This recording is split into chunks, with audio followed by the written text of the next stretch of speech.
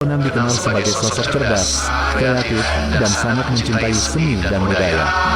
Yang membuat dakwahnya berbeda adalah pendekatannya yang lembut melalui seni gamelan dan sastra.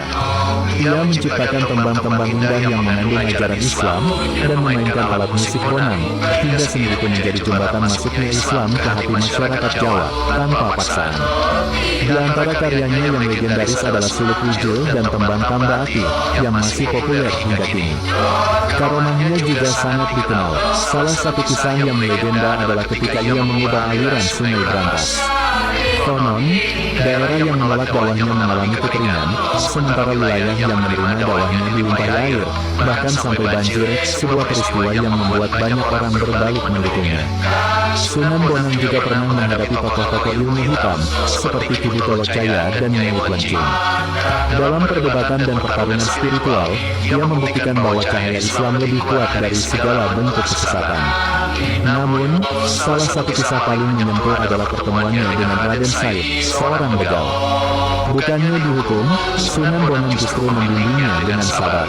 Raden Said akhirnya bertobat dan menjadi murid kesayangannya, yang telah dikenal sebagai Sunan Kalijaga, seorang wali besar lainnya.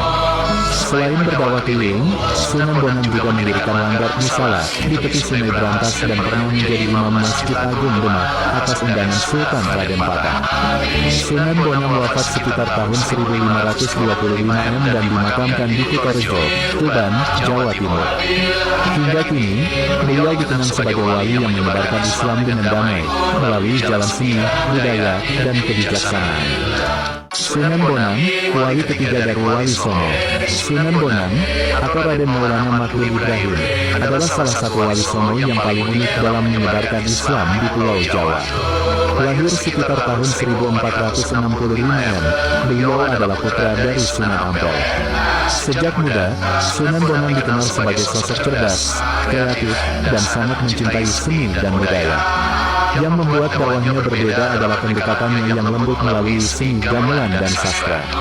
Ia menciptakan tembang-tembang indah yang mengandung ajaran Islam dan memainkan alat musik bonang, hingga seni itu menjadi jembatan masuknya Islam ke hati masyarakat Jawa tanpa paksaan. Di antara karyanya yang legendaris adalah Suluk Wijil dan tembang Tamba Ati yang masih populer hingga kini. Karomahnya juga sangat dikenal. Salah satu kisah yang melegenda adalah ketika ia mengubah aliran Sungai Brantas. Konon, daerah yang menolak dakwahnya mengalami kekeringan, sementara wilayah yang menerima dakwahnya dilimpahi air, bahkan sampai banjir, sebuah peristiwa yang membuat banyak orang berbalik mendukungnya. Sunan Bonang juga pernah menghadapi tokoh-tokoh ilmu hitam, seperti Kibu Bagam Sunan Bonang di YouTube. Sunan Bonang. Sunan Resik mau Ada salah satu dari Wali Songo, yaitu 9 ulama. saya ingin berucap inilah dimiliki. Misalkan air laut dijadikan tinta dan daun-daun di seluruh jagat ini dijadikan kertasnya, Dia duduk gunung. masih belum cukup untuk melahirkan ilmu Allah itu. Bayangkan, aku nak ajar korang yang buat tulis tu, yang bahagian 10 tu, ilmu sing. Macam mana nak ajar kalau dia duduk di rumah ni? Mesti aku nak menyatu dengan alam. Musuh memang tak nak bagi. Tak apa, diorang tak bagi, aku mati makan racun. Guru tak datang-datang, alam akan kembalikan kau ke tanah. Sebab sifat kalian melangit. Antara kau dengan guru. Kau tak ada mak, tak ada siapa. Kau guru. Tunggu di sini sampai saya Tapi orang mana boleh terima kalau bini dia tu jadi guru. Boleh. Jarang nak terima. Apa mesti akhlak macam aku? Ada adik madu, konon cerai. Ada kakak madu, satukan. Konon tibai, kena tibai. Memang. So, siapa backup? Contohlah penetawang tu. Ada bini